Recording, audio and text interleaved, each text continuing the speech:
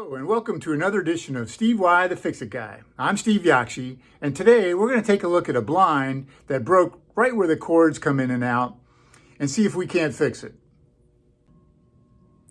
So this is the blind we're talking about, and as you can see, this piece right here has broken off. It should look like this one over here.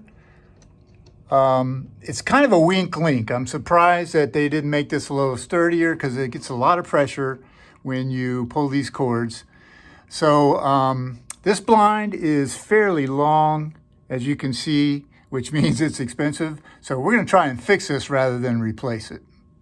We've taken the blind down and brought it into the shop so we can take a look at it. And here again, you can see here, this is the piece that's broken.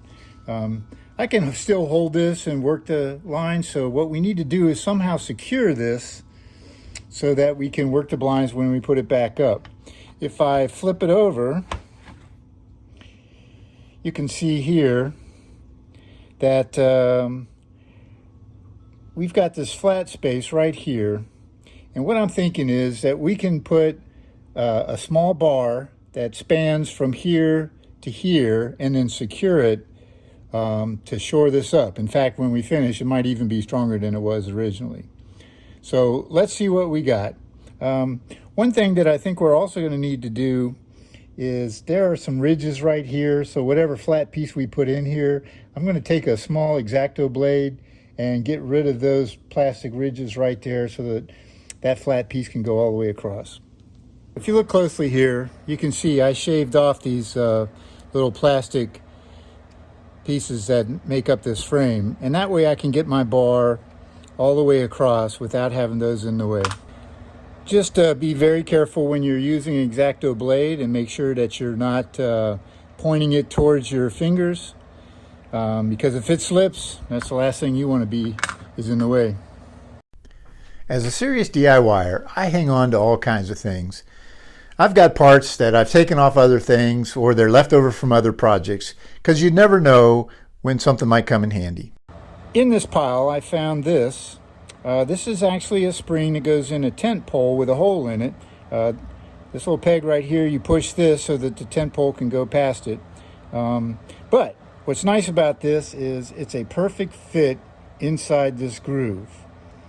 And so what I'm going to do is I'm going to straighten this out, cut it, drill it, and then put screws on either side of this to hold it in place. And it should be quite sturdy. So here you can see I've straightened it and cut it. And now I've marked where I want the screw holes. And I'm going to have 4 screw holes, so that's 2 screws on each side. And the best way to do this is to use a punch and just punch it. And that way you've got a nice starting hole for your drill.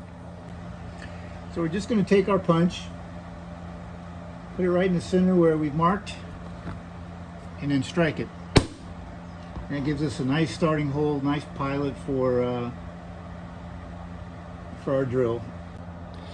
Now again, because I hang on to every screw and bolt that I come in contact with, I happen to have 4 very short, basically sheet metal screws, and we're going to drill these holes of the appropriate size, and then we're going to use these when we attach this bar to the blind. Now the drill bit that I've chosen is just a little bit smaller than the shank of the screw. The shank is the part that doesn't have the threads.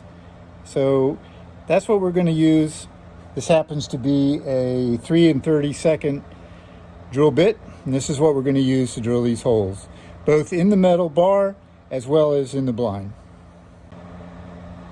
So here's the finished product. You can see we got our 4 screws in to the bar, and makes it nice and sturdy.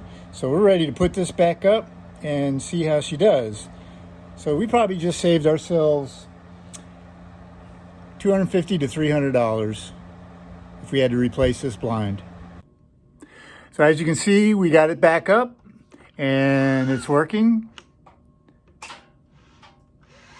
So we are good to go. And like I said, we just saved ourselves about $250 to $300. Thanks for watching.